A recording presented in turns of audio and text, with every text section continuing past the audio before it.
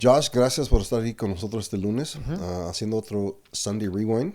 Estamos hablando de el mensaje de ayer, criados con un propósito. ujú, Y bueno, yo creo que muchos de nosotros que estamos ahí sentados escuchando, aprendimos mucho. mm, Por ejemplo, una de las cosas que habló ayer fue de nuestro purpose. mm, ¿Cuál es nuestro purpose? sí. O sea que, ¿para qué estamos hechos? Mm, ¿Mm? ujú, Para alguien que está escuchando y tratando de, eh, hacer esa pregunta en ellos mismos, ¿qué les podemos decir de mm. esa pregunta?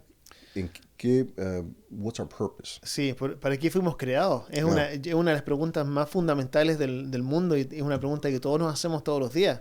Muchos podemos decir, sabemos que estamos aquí, sabemos que estamos respirando, sabemos que existimos, pero no por eso necesariamente sabemos por qué estamos aquí.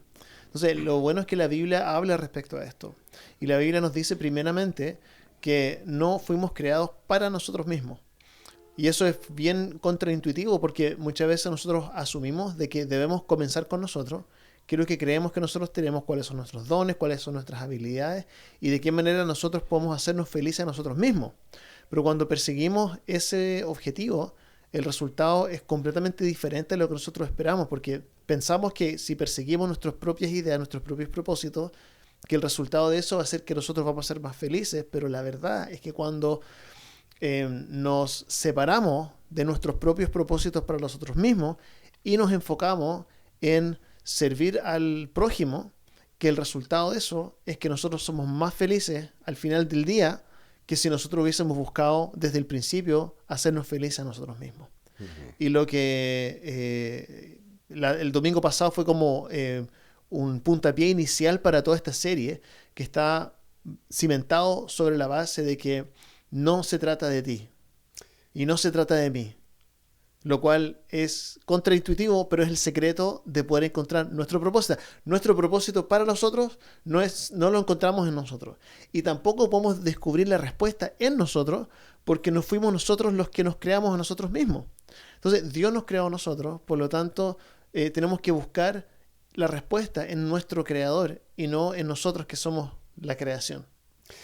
Alguien que está escuchando eso decir, "No, si no se trata de mí, entonces se trata nomás de Dios", pero es muy fácil para alguien, bueno, muy fácil para alguien que ya está en la palabra de Dios reconocer eso, Mm, que yo no soy, the primary character. ujú, Yo no soy la persona más interesada en mi vida.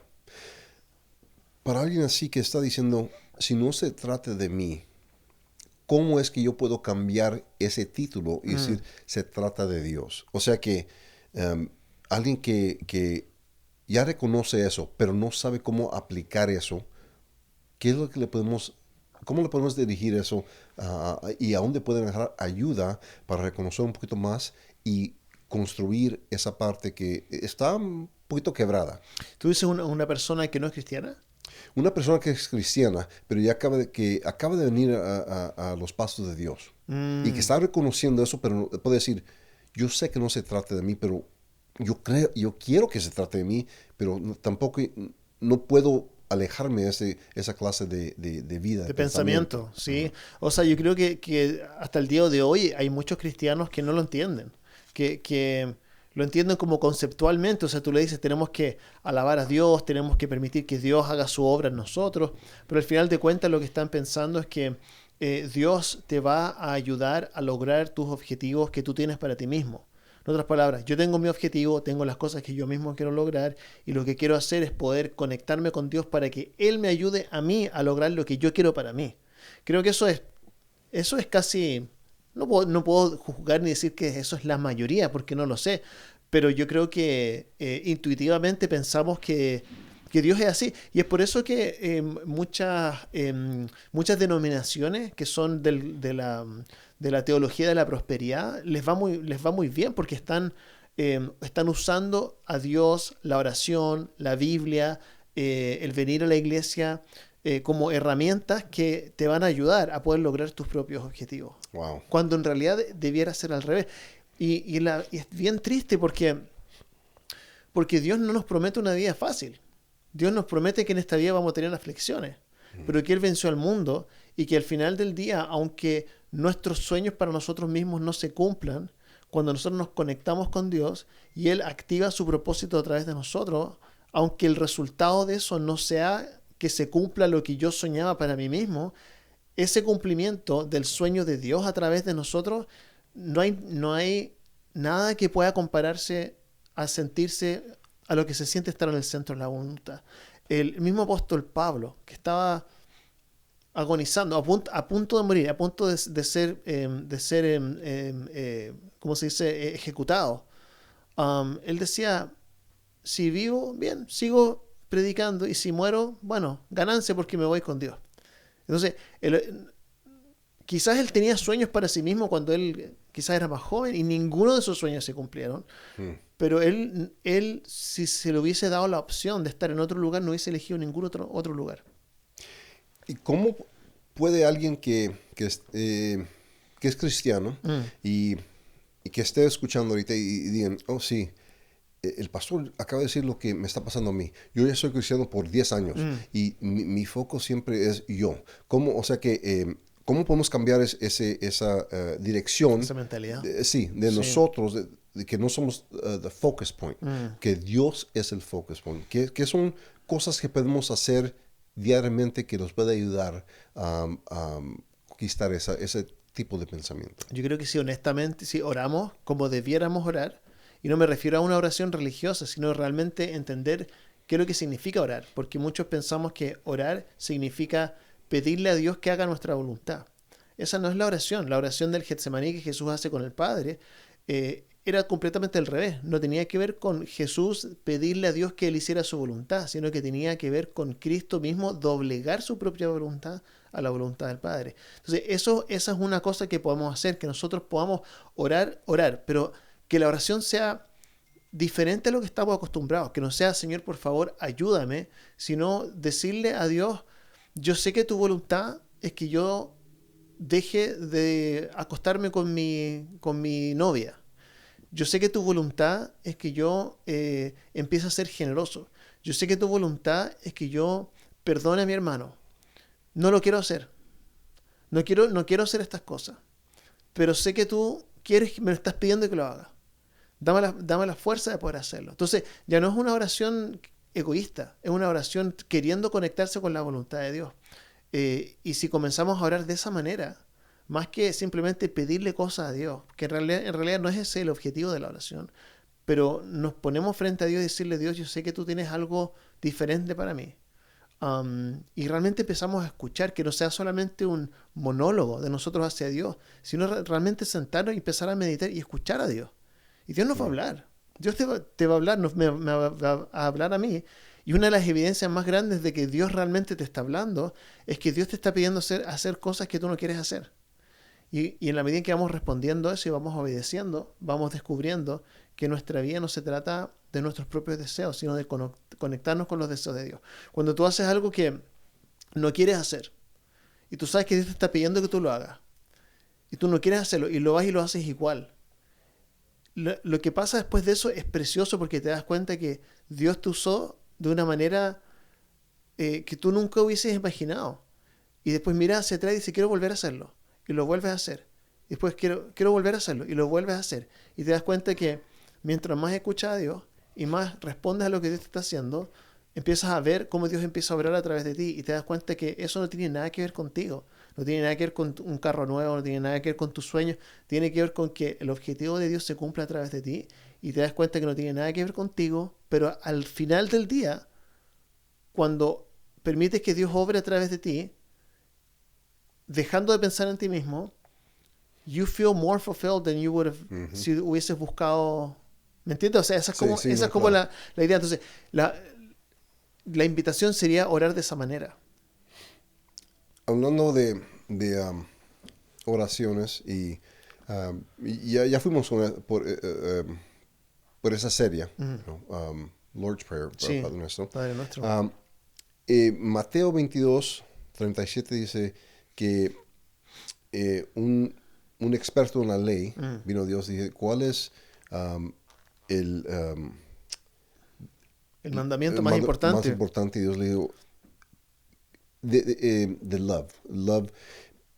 La parte que me interesó ahí fue que Jesús le dijo, ama a tu Prójimo. prójimo como tú te amas a ti mismo. Mm. O sea que no le dijo, ama a tu prójimo como tú amas a tu mamá o tu papá, Mm. porque sabemos que nosotros los queremos mucho. Right? Sí. La primera cosa es que si los queremos tanto, es muy difícil de poder enfocar en otra cosa Mm. más importante que nosotros. Mm.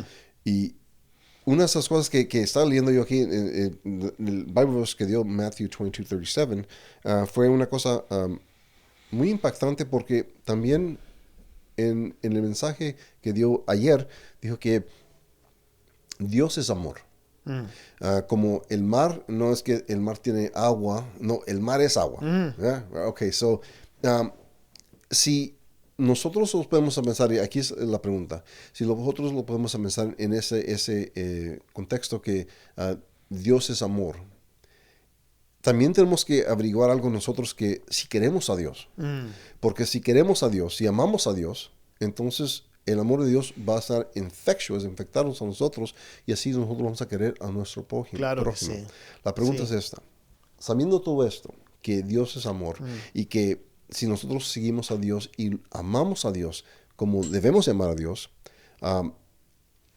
¿cómo es que nosotros, un cristiano, una persona que no conoce a Dios, pero que quiere conocer a Dios, qué es la primera cosa que le puede decir usted, pastor, a esa persona que es cristiano o acaba de conocer a Jesucristo, para conocer esa clase de amor de Jesús? ¿Qué es lo que vamos a hacer? ¿Qué podemos hacer para que esa persona pueda experimentar ese tipo de amor? Sí, Mm. experimentar ese. Bueno, esa es la invitación. O sea, la invitación de ese texto en primera de Juan habla respecto a, dice, amados, amémonos unos a otros, el amor es de Dios y el que no ama no conoce a Dios porque Dios es amor. Entonces, la experiencia, y también dice, de esta forma sabrán que son mis discípulos si se aman los unos a los otros. Entonces, la experiencia que las personas debiesen tener dentro de la iglesia debiera ser del amor de Cristo. Y el amor de Cristo tiene que ver con, no con la teología que entendemos, ni los versículos que nos memorizamos, o cómo oramos, o todas las prácticas que nosotros tenemos, sino que la evidencia, o sea, Cristo mismo dice, así sabrán que son mis discípulos. No si se tienen todas las Biblias memorizadas, sabrán que son mis discípulos si se aman los unos a los otros. Y el amor, ¿qué es lo que es? El amor es pensar en el otro antes que en uno. Y amar a tu prójimo como a ti mismo en realidad es un desafío tan grande que es realmente imposible. Yo no puedo amarte a ti como yo me amo a mí. No puedo. There's no way. ¿Por qué? Porque yo me cuido, me afeito, ¿cierto? Me afeito. Like I take care of myself. Yeah. Entonces, cuando tengo hambre me alimento. O sea, pero lo que Dios está diciendo es que nosotros, así como, es como decir, si tú tienes un problema económico, ese es mi problema económico también. Si tú necesitas afecto, es como si yo lo necesitara. O sea, es realmente, es como que Cristo nos está haciendo entender que todos somos part of the same thing y que debiéramos vivir de una manera en que realmente nadie tuviese ninguna carencia, porque todos nosotros estamos supliendo las carencias del uno al otro. Esa es la invitación. Wow. Y cuando alguien ve eso, yo no sé si alguna vez lo he visto, pero es lo que pasaba en la iglesia primitiva. Por eso que dice que la palabra que añadían, tenían favor con el pueblo y el Señor añadía a su número diariamente los que iban a ser salvos. ¿Por qué? Porque veían cómo ellos interactuaban. Era una comunidad tan atractiva que las personas decían, yo ni siquiera sé si creo lo que ellos creen, pero yo estoy seguro que ellos sí lo creen. Y era tan atractivo no por el mensaje que ellos llevaban, era por cómo ellos vivían el mensaje. Entonces, esa es la invitación que esperamos en Dios, que cuando las personas llegan a nuestra iglesia, que puedan experimentar ese amor de Dios.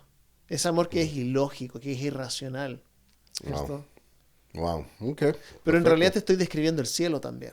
También, right? Eso es lo que te estoy describiendo. O sea, acá estamos intentando como recrear el cielo en la tierra.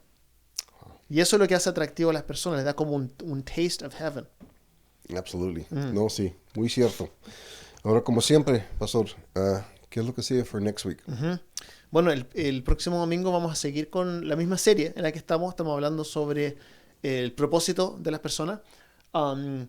Y, y el mensaje del próximo domingo va a ser, tú me lo preguntaste una vez y yo te contesté esto, ¿qué le dirías tú a una persona? Creo que fue así. ¿Qué le dirías tú a una persona que es como lo más importante o lo más básico que la persona tiene que hacer en su relación con Cristo? Y yo te dije, venir a la iglesia todos los domingos. Mira, una de las cosas que he descubierto, la invitación en Hebreos es que nosotros no dejemos de congregarnos. Ahora, nosotros el domingo pasado tuvimos la asistencia más alta que hemos tenido en los últimos 5 años en un domingo normal. Para nosotros es un número altísimo. Es 358 personas llegaron a la iglesia el domingo pasado y era un domingo de cambio de hora, lo cual fue lo más extraño que me ha tocado vivir. Pero la realidad es que en nuestra iglesia, esto es una estadística bien interesante, porque en nuestra iglesia el 50% de las personas que vienen a la iglesia vienen a la iglesia todos los domingos. 50%. El otro 50% toman la decisión de si van a ir o no a la iglesia ese domingo en la mañana. Lo que significa que tenemos el 50% que siempre vienen y luego tenemos otro 50%, lo cual la mitad de ese 50% vienen a la iglesia y la otra mitad no vienen. Entonces, el argumento que voy a presentar el próximo domingo es que no hay ninguna otra cosa más importante que tú y yo podemos hacer, ni ningún otro lugar más importante que tú y yo podamos estar que en la iglesia todos los domingos a las 10 de la mañana. Entonces, voy a hacer un argumento desde una perspectiva bíblica y voy a hablar de todas las voces que nos están hablando en la sociedad y todo, y la importancia para nosotros y para las próximas generaciones. Amén. Bueno, Pastor, muchas gracias. Y yo voy a salir this Sunday Good. at church. Good. Thank you so much. Thank you. Hasta luego. Bye. Bye.